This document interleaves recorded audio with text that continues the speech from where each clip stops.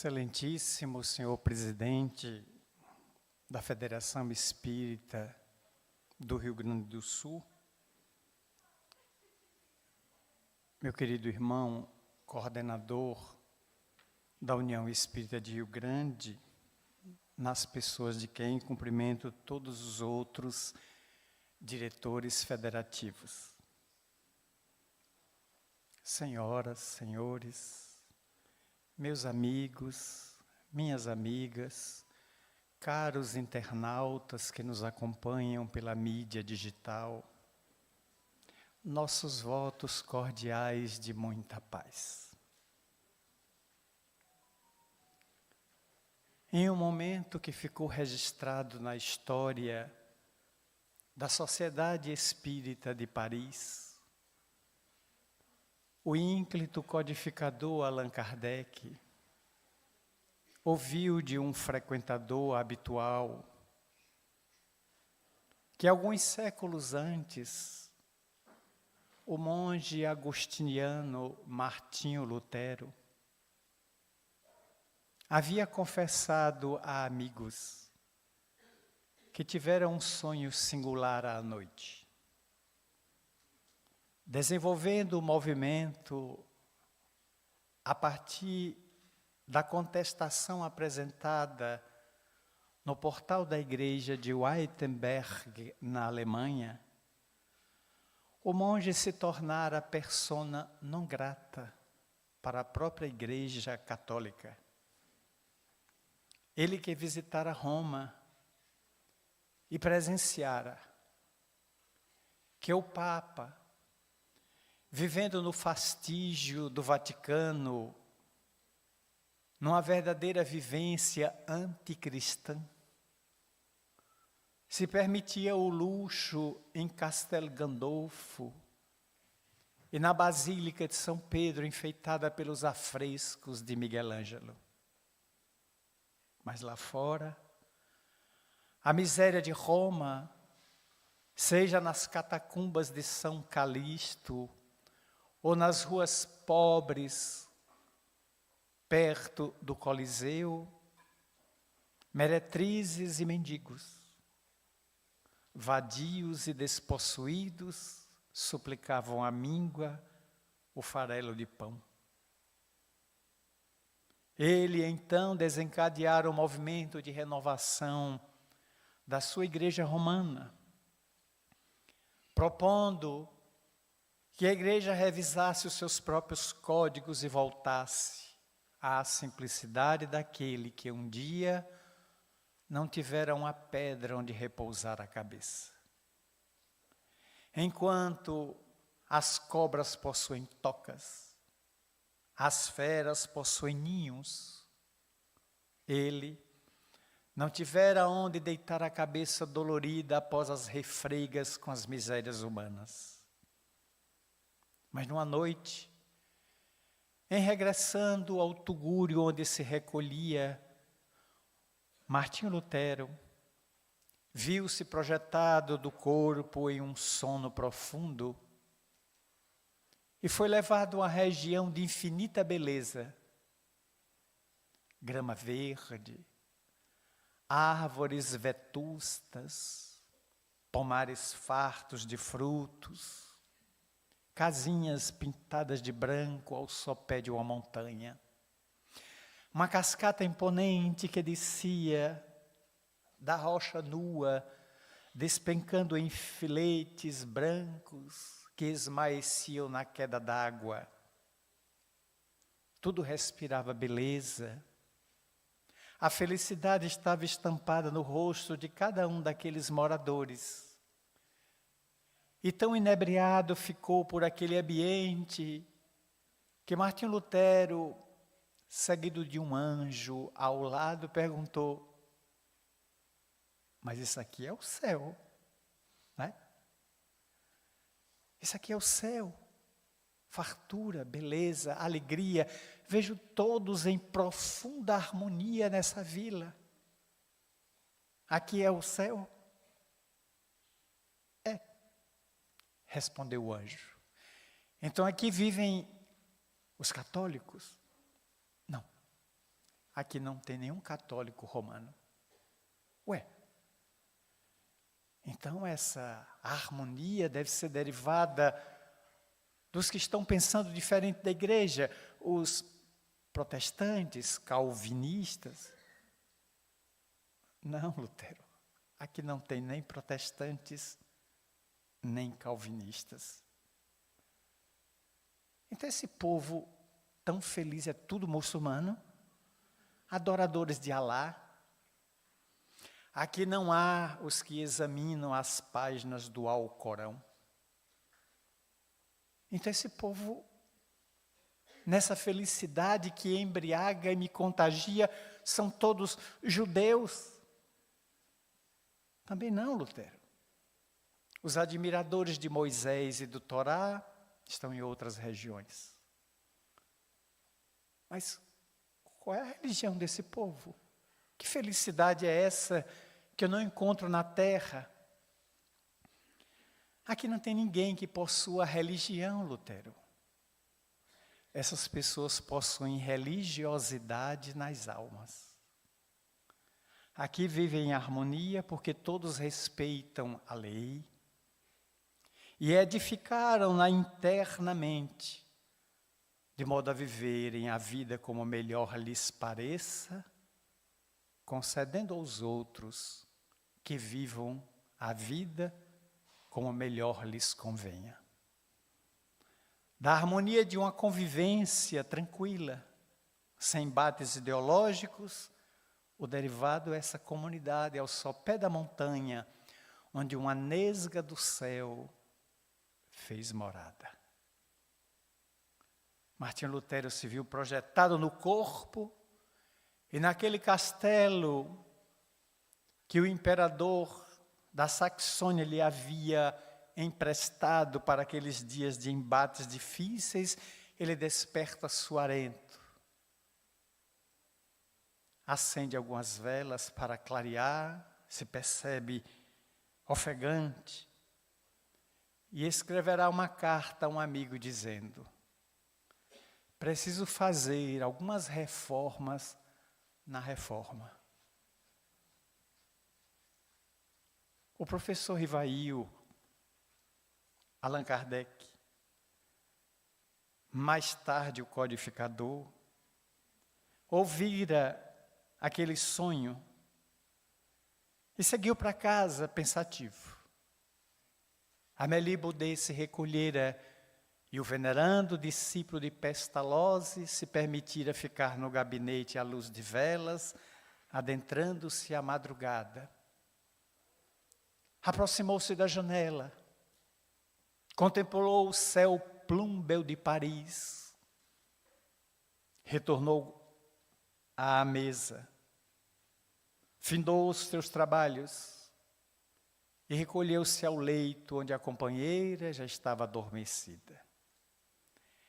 Mal deitou-se, um sono profundo lhe cerrou as pálpebras, e Rivail se viu fora do corpo, levado por um ser angélico que o transportava por regiões indefiníveis, até o situar em um promontório de granito, como se fosse o mirante de uma montanha onde a escarpa rochosa e os paredões deixavam entrever um vale cercado por nuvens escuras parecendo da cor de fumo. Ali situado, contemplando aquela imensa planície, o futuro codificador começou a ouvir gritos, impropérios, reclamações, frases depravadas, como se ali se amontoassem milhões de loucos, psicopatas, alienados, aloprados, aqueles que haviam perdido o juízo. Eram gargalhadas grotescas, eram súplicas. Aquilo cortou o coração de Rivail, que diante do ser alado que ele não via, mas pressentia a presença, exclamou: mas o que é isso? Quem se encontra aqui nesse vale para soltar tanta imundície verbal, tantas súplicas, tantos rogos, tantas imprecações. Há vozes que questionam Deus e a sua justiça. Há aqueles que xingam o Altíssimo, que reclamam, que deblateram. Certamente estarão aqui os Césares, aqueles que de Domício Nero até Diocleciano promoveram a matança dos cristãos. Não, Rivail. Aqui nesse vale não se encontram indivíduos do quilate de Calígula, de Adriano, de Né, nem de Diocleciano, nem dos Antoninos, aos demais que fizeram caçada aos cristãos em 10 grandes movimentos, do ano 58 a 305, matando mais de 3 milhões de cristãos. Eram homens absolutamente psicopatas. Alguns ainda estão na terra expungindo os crimes, outros começam a divisar a luz do divino e a ensaiar voos para a plenitude. Então aqui nesse vale estão os que mataram Jesus. Aqueles que na tarde da sexta-feira pardacenta do Calvário o condenaram à morte. Não são esses que estão aqui. Estes a que te referes estavam sob uma nuvem de obsessão coletiva. E o próprio Cristo pediu a Deus que os perdoasse, porque eles não sabiam o que estavam fazendo. A maioria deles está ensaiando experiências palingenésicas na compreensão cristã e começam a divisar os próprios erros daqueles dias ao caminho da reabilitação. Então, neste vale de loucura e de demência, estarão aqui segregados aqueles déspotas e bárbaros do passado? Eu sei a quem te referes, Rivail. Imaginas que estão aqui Átila, o Visigodo, Alarico, Gengis Khan, Tamerlão. Não. Estes indivíduos bárbaros do passado não tinham nenhum sentimento. E a divindade lhes está facultando reencarnações purgativas, a que comecem a dilatar as expressões das emoções superiores. Eles também não estão aqui. Então, pelo amor de Deus, esclarecei-me quem é essa malta tomada dessas nuvens escuras que chora, que xinga, que deblatera e que me rasga o coração. Os que estão aí neste vale à tua frente são exatamente aqueles que na terra conheciam a lei e a mensagem de Jesus e não a cumpriram na vida. O codificador voltou ao corpo e acordou em Paris. Levantou-se, colocou robe de veludo, cobriu-se do frio, foi ao seu gabinete, acendeu novamente velas, o candelabro, tomou da caneta tinteiro, a molhou e no papel escreveu a questão 642 de O Livro dos Espíritos. Para garantir lugar na vida futura, sendo mais feliz do que na terra, bastará que o homem, humanidade, não faça o mal. E 24 horas depois, nas sessões hebdomadárias da Sociedade Espírita de Paris, ele submeteria a essa questão às venerandas vozes da imortalidade. E o Espírito de verdade viria para dizer, não bastará o homem não fazer o mal. Importa o homem fazer todo o bem que estiver ao seu alcance, porque responderá pelo mal que se instalou no vácuo, no vazio, onde o bem não foi feito. E mais tarde, em 1857, numa manhã de sábado, quando os primeiros exemplares com 501 questões estavam propostas, uma delas, posteriormente relocada, iria ganhar a questão 642 e fazer parte do Livro dos Espíritos, na segunda edição de 1860, definitiva. Essa crônica que Humberto de Campos traduziria pela pena inconfundível do missionário da mediunidade Chico Xavier,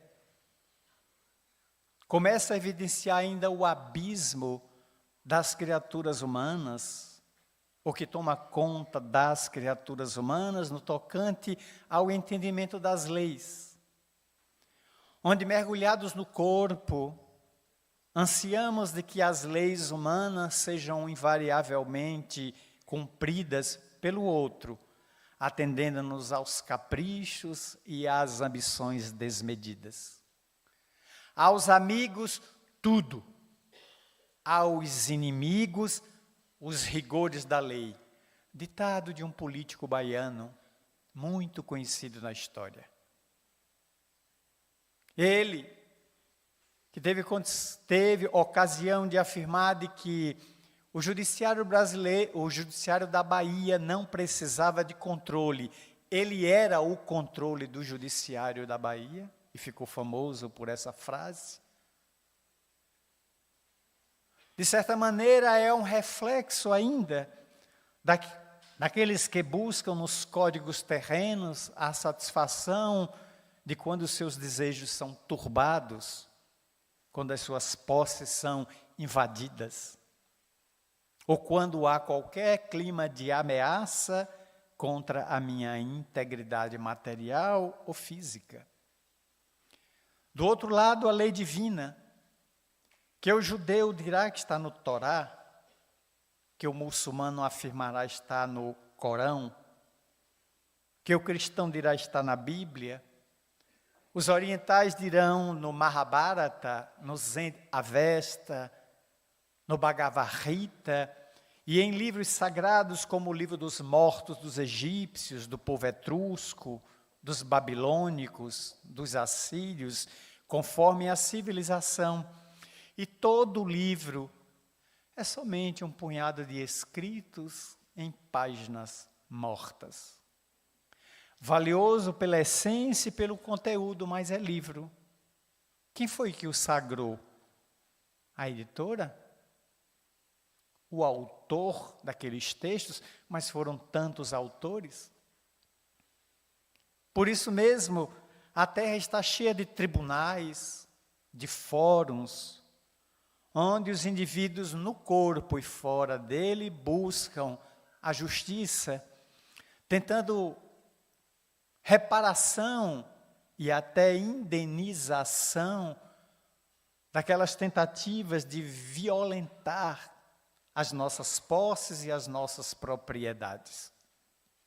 O indivíduo toma conta, registra quilômetros e quilômetros de terra, coloca ali marcos, para figurar que aquele terreno é uma propriedade privada, esquecido, olvidando que cedo ou tarde, a única propriedade que vai ter realmente são 7 palmos no cemitério, para apreciar a grama pela raiz.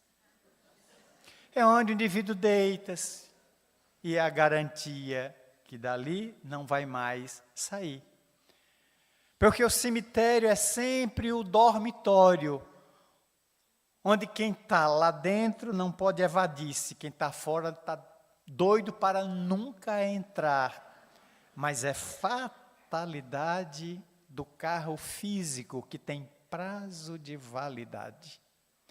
Qual é a maior certeza que em todos nós aqui pode ter? Que amanhã faremos a trilha para a consumpção física. Porque está na lei de que o corpo é veículo passageiro.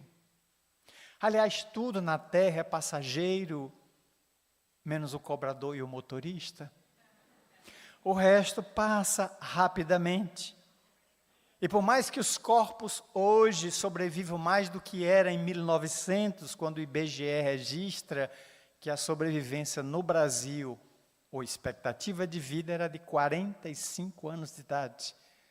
Se essa palestra fosse em 1900, a maioria está aqui tudo defunto. Hoje, 125 anos depois, a mulher brasileira vive 76 anos, o homem 73. Nós demos um salto quase do triplo, melhoramos a qualidade da água, vacinação, esgotamentos sanitários, ruas limpas, serviços de limpeza, e a saúde prolongou-nos o físico. A geriatria e as ciências médicas afirmam que até 2050, 25 anos aqui à nossa frente, estaremos entre 100 anos a 110. Mas não basta viver 100 ou 110, eu quero viver 100 e 110 anos de idade com qualidade. Eu quero ainda poder enxergar, me alimentar sozinho, fazer minha própria higiene sem o auxílio de terceiros. Chegar como quem chega todo esbagaçado, esfarrapado, dependente de terceiros, não é lá muita vantagem, porque darei trabalho a descendentes, filhos, netos, bisnetos, que tomarão conta de um farrapo humano. Queremos chegar com qualidade, e por isso a medicina, com uma cultura de 6.000 anos, desde Hipócrates, Aécio, Galeno, atravessando Ambroise Paré, Ernest Semivue, o pai da asepsia, e chegando aos nossos dias com a inteligência artificial, com a nanotecnologia, com as vacinas de DNA, RNA, nos prometendo, portanto, sobrevida, os transplantes antes impensáveis, hoje rotinas em hospitais. Cardíaco, transplante de fígado, transplante renal, transplante de pulmões, até de face. Quem perdeu o rosto inteiro em explosões, coloca um outro rosto, ganha uma outra identidade e continua sobrevivendo. Não sabemos até onde vai a medicina, porque até o céu já não é mais o limite para a medicina, que cada dia nos surpreende. E quando nós fixarmos o nitrogênio no corpo, nós seremos inexpugnáveis. Atingiremos entre 150 a 160 anos no corpo, porque o nitrogênio vai nos blindar contra a maioria das enfermidades hoje conhecidas na Terra. Visão de André Luiz, em uma das obras dita por Alexandre, o instrutor do livro. Mas isso é à medida que os corpos também forem sendo aperfeiçoados em função de reencarnação de espíritos melhores. À medida que o perispírito desce ao corpo e apresenta harmonia vibratória, é natural que vai impactar, gerando um corpo com melhores condições defensivas contra os agentes microscópicos que ameaçam a vida. Entretanto, enquanto essa lei divina, que está inserida, que está grafada na consciência, permanece desconhecida, a humana é vasculhada, é trabalhada, é refeita.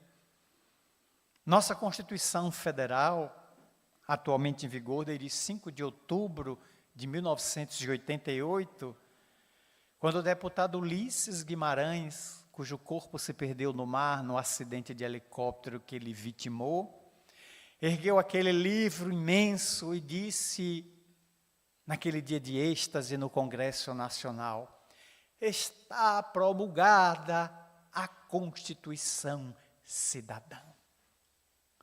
A pátria tremeu, saíamos dos anos da caverna, os anos de chumbo, Agora as liberdades, o artigo 5º com os seus 75 incisos, garantindo a locomoção, a propriedade, o habeas corpus, o habeas data, o direito de ir e vir, ninguém mais punido injustamente.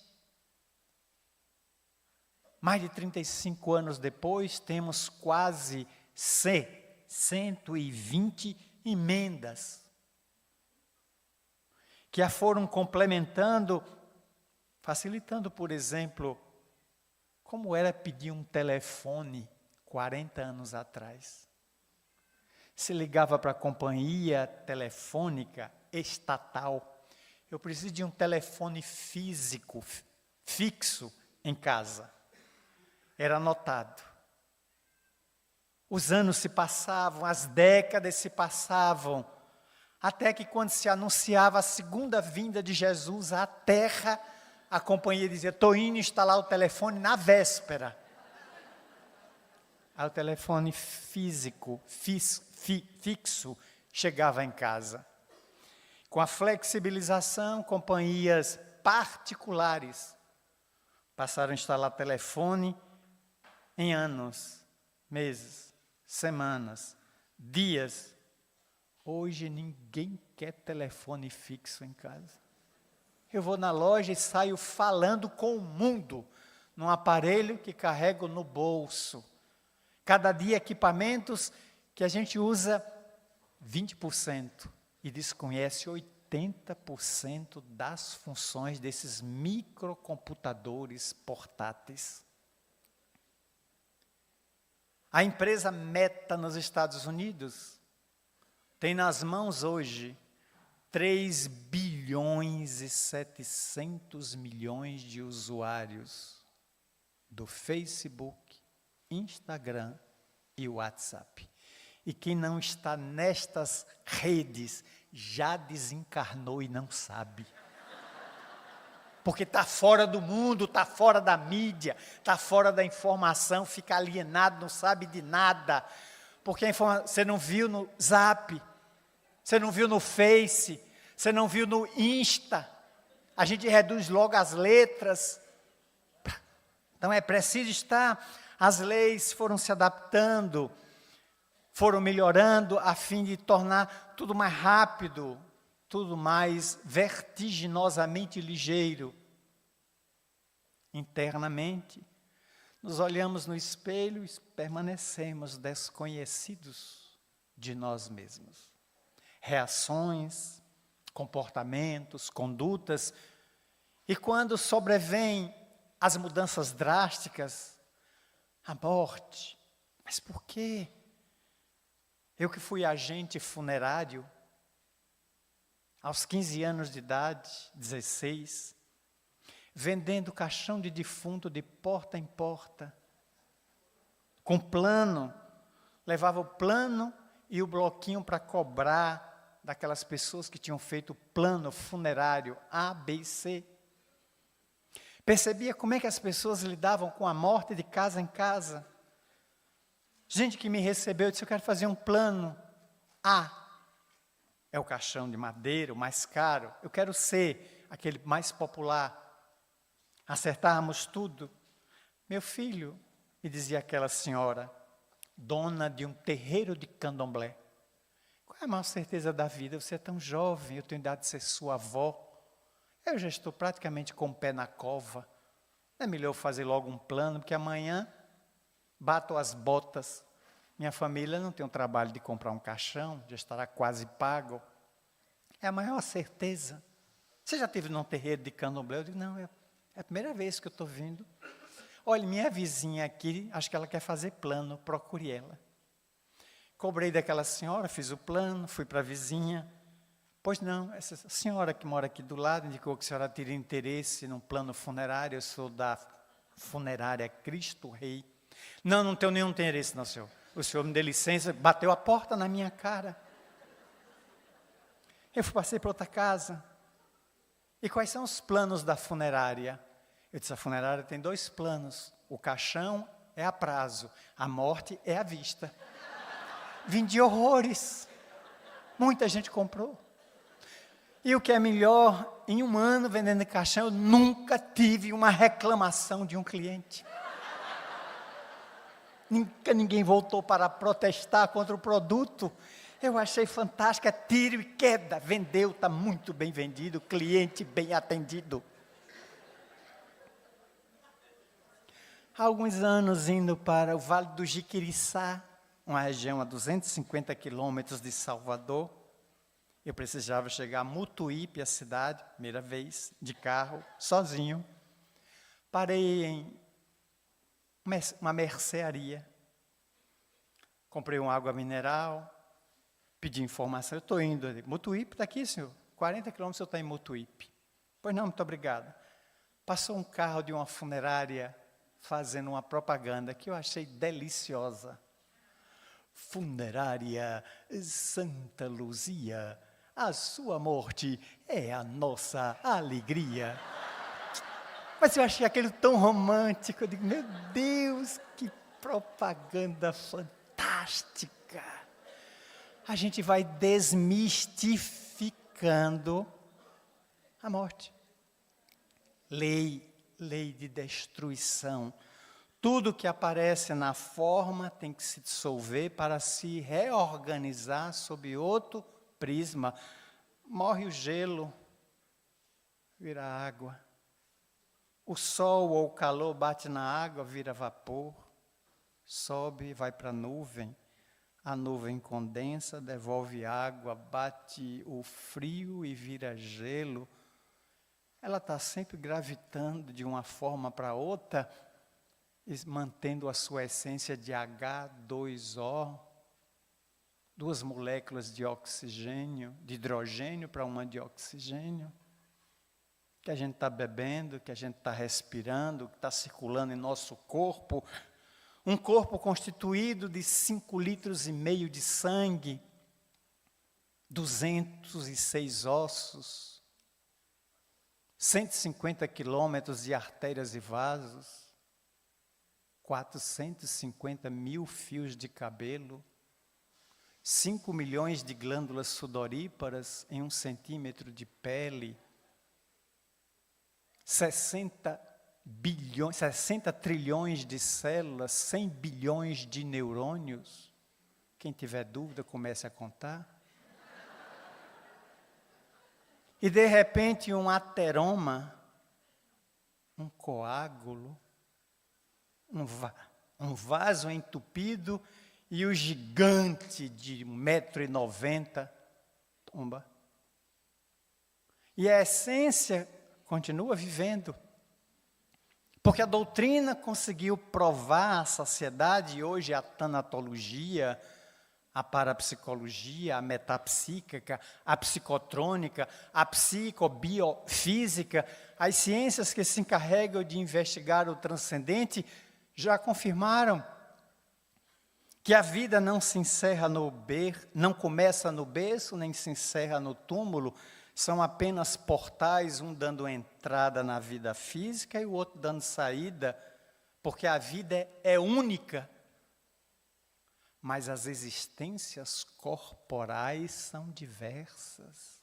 Eu só tenho uma vida, mas ela se manifesta em muitas existências físicas, onde volto pelo berço à ribalta material, saio pelo túmulo, pelo crematório, depende do gosto do freguês, adentro o mundo espiritual para rever minha plantação e colher.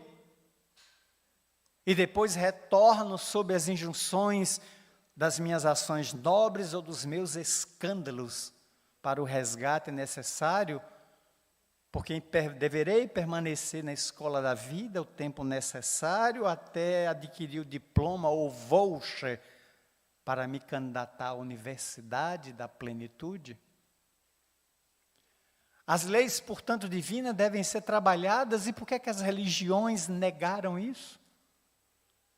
Estamos agora num dos momentos mais críticos da história, onde as religiões estão tendo que rever os seus postulados, porque pregaram tudo, menos a essência da vida. mancomunaram-se com César, com o poder temporal, e hoje disputam a ribalta do mundo, esquecido de preparar os profetentes para a viagem em direção ao infinito. Não seja de estranhar o casal de comediantes que numa região do Nordeste, parece que eles estão situados na Paraíba, ou no Piauí, o pastor Wanderson e a sua esposa, todo dia estão vendendo uma relíquia do passado, mediante uma pequena oferta. Semana passada, apresentaram uma madeira original da Arca de Noé, oferta de apenas R$10.000. Na outra semana, um pacote de macaxeira, ou aipim, ou como queiram, mandioca, diretamente da horta de Abraão. Comeu, morreu na hora. Antes disso, o pastor apresentou: estou vendendo um terreno no céu, 20 por 25, de frente para uma estrada onde Jesus passa todas as manhãs fazendo ginástica. Cooper. R$100.000. Quando eu entrei no site deles, todos os terrenos já tinham sido vendidos. Fiquei numa ira imensa em casa. Queria dar um lance. Todo dia, depois eles foram entrevistados no programa: mas vocês são religiosos? Não, eu e ela somos humoristas. E por que vocês estão fazendo isso?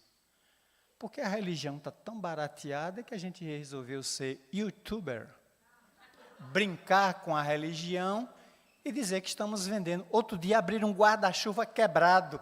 Estou vendendo esse guarda-chuva por R$5.000. Noé usou originalmente para se proteger do dilúvio. Todo dia uma piada para ver o descrédito que as pessoas estão tendo de religião. Mas Teilhard de Chardin propunha que é fundamental que a gente conquiste religiosidade, que é um sentimento interno. No livro Nosso Lar, há 2 prefácios, o de Emmanuel e de André Luiz, o autor. E no último parágrafo do prefácio de Emmanuel, ele diz que nós precisamos de espiritualismo e de espiritismo, não resta dúvida, mas acima de tudo precisamos de espiritualidade. Eu não sou espírita, eu, Marcel Mariano. Eu estou espírita. Porque em outras reencarnações já fui católico, talvez muçulmano, já judeu. Em cada reencarnação pode ter tido religiões diferentes, conforme a localidade. Estou espírita, estou homem. Como espírito não tem um sexo, posso mergulhar em corpos masculinos ou femininos, de acordo com minha necessidade evolutiva. Isso que diga respeito à aparência, sempre estou. O que é que eu sou? Um espírito imortal, filho de Deus. Isso eu sou permanentemente, esteja na matéria ou fora dela. Mas não é usado. O normal é sempre se dizer, eu sou isso, eu sou aquilo, confundindo a essência com a aparência. Então, falta um conhecimento fundamental que o Espiritismo trouxe das leis.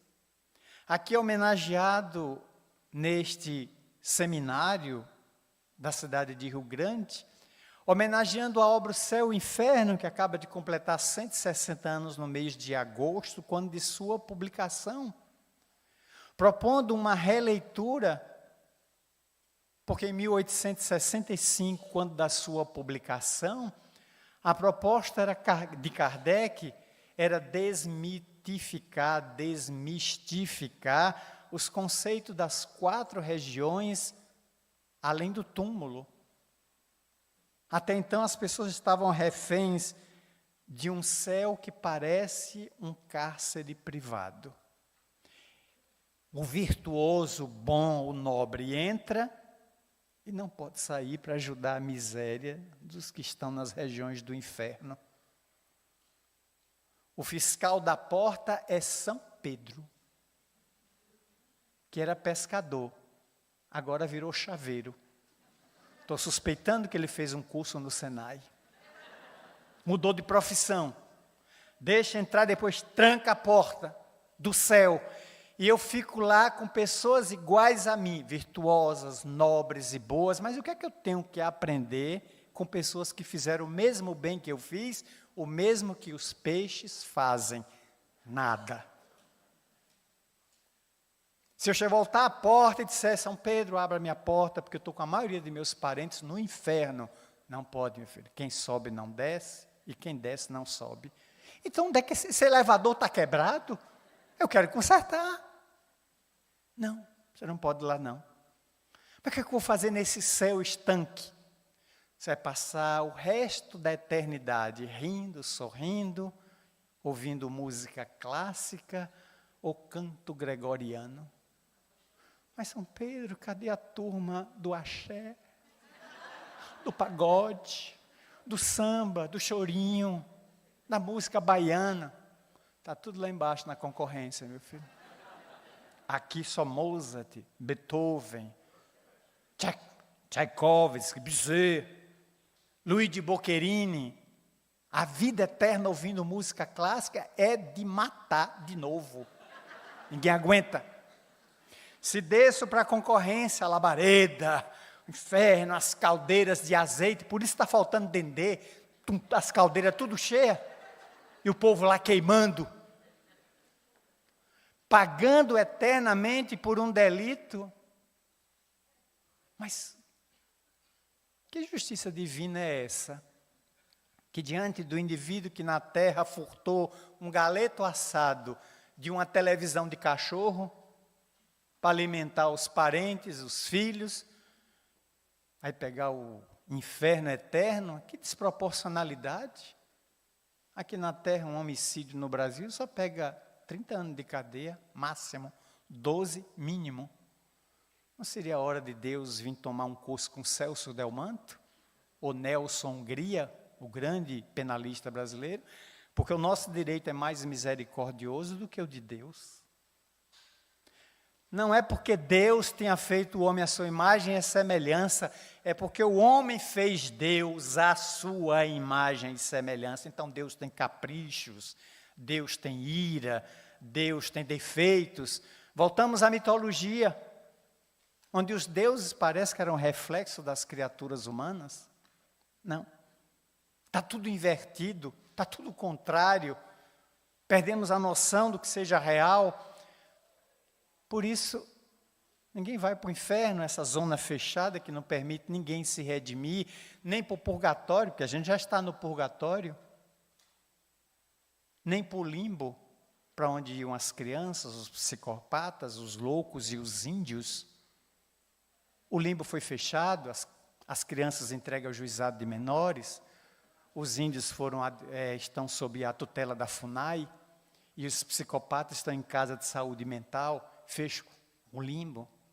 Eu prefiro ficar com João Paulo II, abre aspas, depois de demoradas reflexões pessoais, cheguei à conclusão de que céu e inferno não são estados circunscritos e geográficos delimitados depois da morte, são estados de consciência, fecha aspas.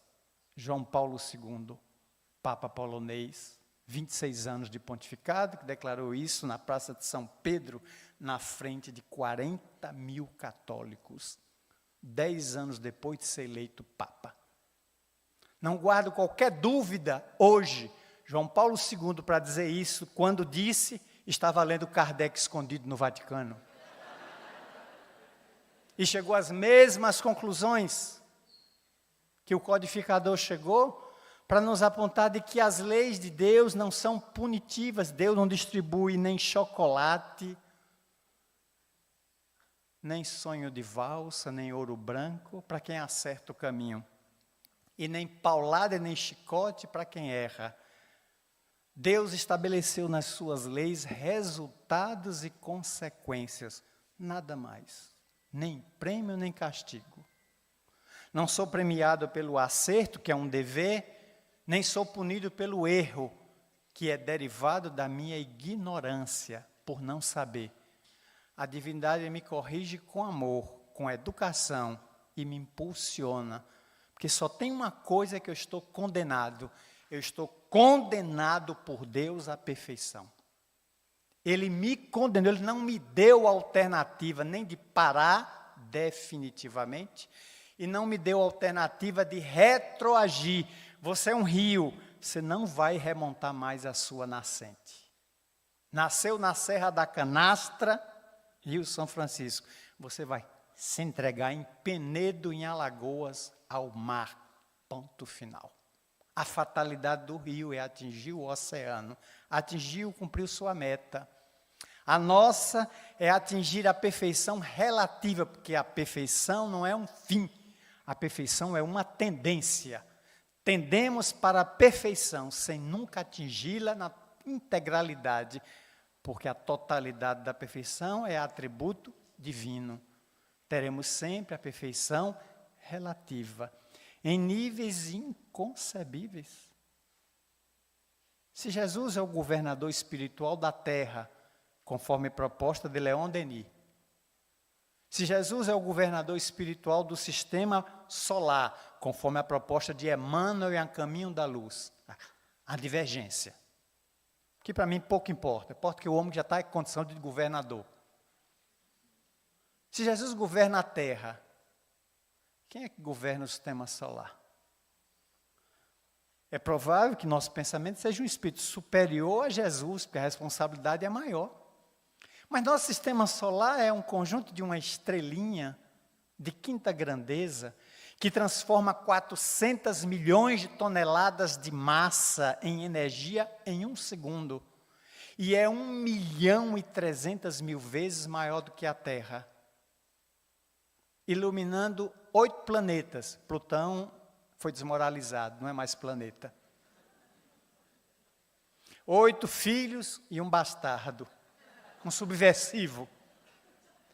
Nós estamos situados na periferia da Via Láctea. Nós não somos Alphaville da Via Láctea, então é favela. Minha casa, minha vida. A gente mora numa favela, planetinha azul, minúsculo, onde 8 bilhões de pessoas se amam, se matam, constroem suas misérias, seus risos, choram, riem, sepultam seus mortos e se alegram na maternidade com seus vivos.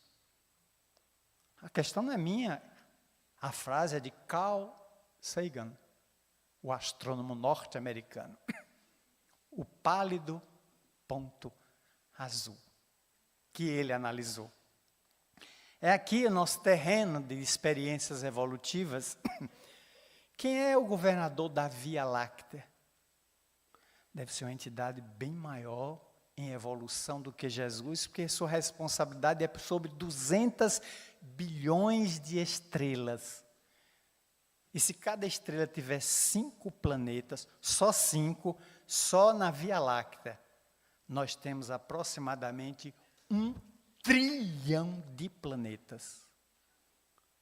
E o Hubble já confirmou, numa foto panorâmica de 360 graus, para formar um mosaico para a NASA, que na fotografia que ele bateu, o Hubble, não o James Webb, a fotografia mostrou que haviam 123 bilhões de galáxias na foto. Portanto, existem mais galáxias do que grãos de areia no deserto do Saara. Não estamos sozinhos. E uma lei divina mantém o equilíbrio. E mantém o caos. Deus não é só o equilíbrio, Ele é o caos também. Porque do caos se gera um outro equilíbrio explícito. Outro equilíbrio. E assim sucessivamente a poeira cósmica gerando estrelas que se apagam em quasares para voltar à condição de poeira, dando surgimento a novas estrelas. É uma grandiosidade que estamos longe de perceber, porque está todo mundo lutando pelo seu terreninho, pela sua casinha, pelo seu apartamento ou apertamento. Seja o que for. E a doutrina espírita chega à Terra pelos imortais há 160 anos, 167, tomando por base o Livro dos Espíritos, para nos chamar à necessidade de compreendermos que é necessário cumprir as leis humanas para manter a pax social. Sem paz social, como dito aqui pelo digno presidente da Federação, essas convulsões que estamos vivendo hoje na sociedade brasileira, a polarização, ou você é de extrema direita, não pode ser só de direita não, tem que ser extrema, ou você tem que ser de extrema esquerda, quando a melhor posição é do equilíbrio, é a posição central.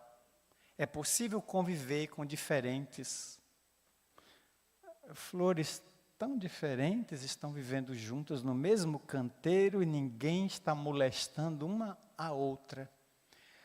Numa carpintaria, o serrote, o martelo, a ferramenta, as diversas ferramentas convivem harmoniosamente. Ninguém briga com ninguém, porque na hora que o marceneiro chega, usa todas elas em equipe para fazer móveis, cadeiras, mesas, utensílios para mobilar as casas. Todas são úteis, cada uma na sua área. No concerto divino, a doutrina espírita nos apresenta como ferramentas de Deus, lápis que a divindade usa quando o indivíduo se ajusta ao padrão divino, ao padrão de Paulo de Tarso: já não sou eu quem vivo, é o Cristo que vive em mim. Deixa o Cristo me operar, agir através do meu intermédio, a me levar à compreensão maior da lei. Ele teve que viver sua Damasco. Qual é a nossa Damasco?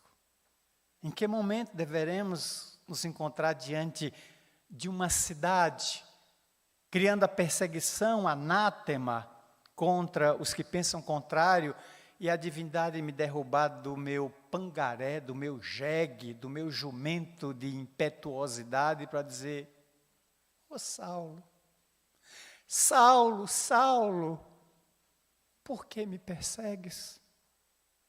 Que fiz eu a tu para perseguires os meus amigos? Eis a mensagem da doutrina que volve à terra nos convidando a repensar, a conhecer estas leis em profundidade, que aqui vão desfilar nesse seminário em exposições ricas de conteúdo, de beleza, nos propondo pensar de que elas estão internas, para onde eu for eu as carrego, e elas se manifestarão como consequência ou resposta. Se eu nada faça, a minha inação ou improdutividade ocasionará reações. Se eu fizer, terei reações. Então é melhor que eu saiba, para no momento agir, no momento patrocinar algum tipo de socorro a quem está caído, a quem desconhece, a quem se cegou ou foi cegado, os que sofreram lavagem cerebral. Quanta gente na atualidade, quantos colegas eu tive de faculdade de direito, que hoje pensam de maneira xiita, são fundamentalistas de natureza ou política ou jurídica, e não conseguem ver mais nada a não ser seus próprios interesses. E eu fico olhando assim, que dos 50 colegas que eu tive na sala de aula, 27 eram ex-alunos meus de 2º grau. Eu estava na sala de aula com 27 alunos. Hoje, vários colegas meus atuando brilhantemente na advocacia. Alguns se tornaram promotores de justiça, mas alguns se deixaram contaminar pelo ideal político e perderam a noção. Hoje, dialogar com eles está quase que impossível, quase que intragável. Quantos irmãos de doutrina não se afastaram uns dos outros porque perderam esse bom senso.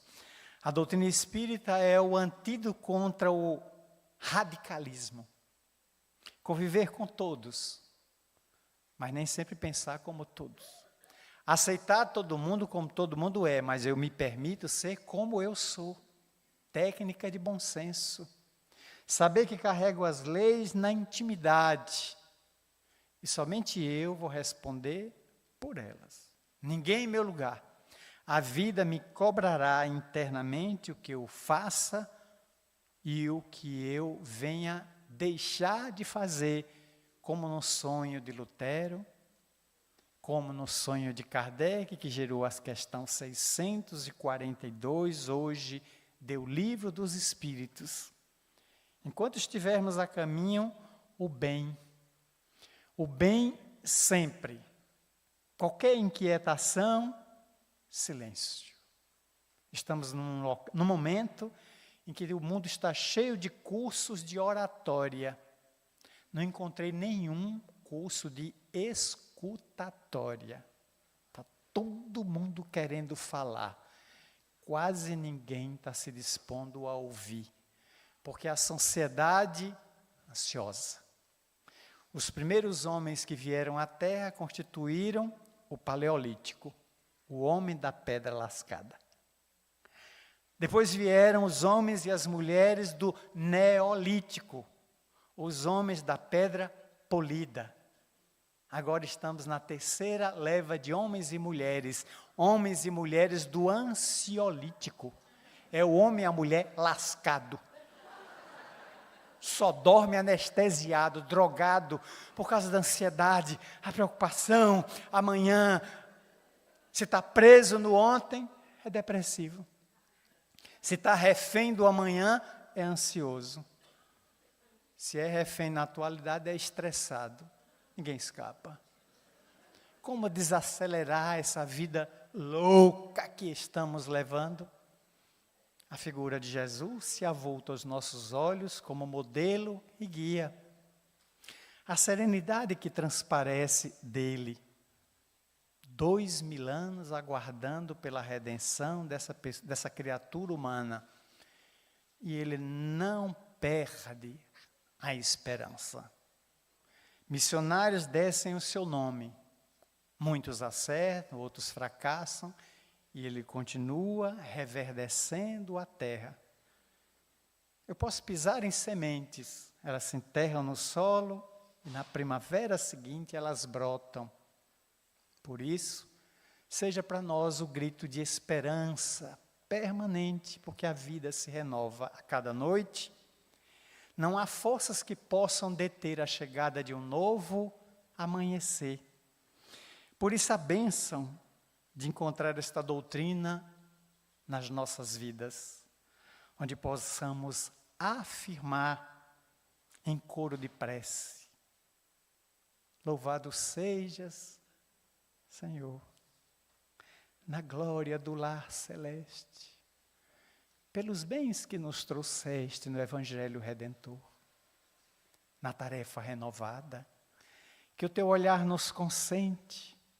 De espíritos reverentes, clamamos por teu amor.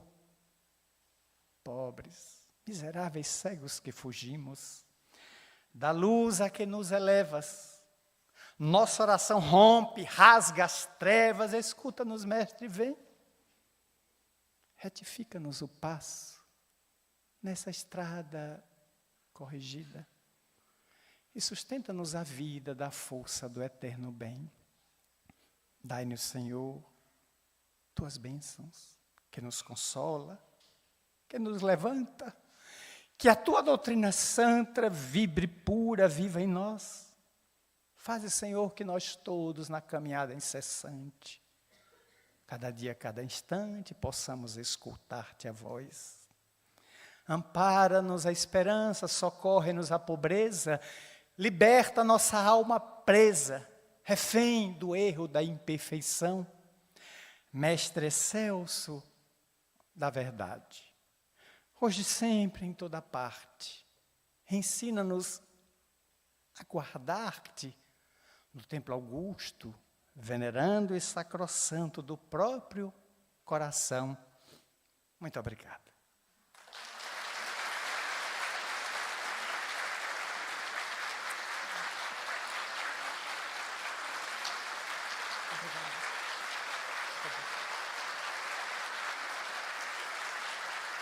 Muito obrigado.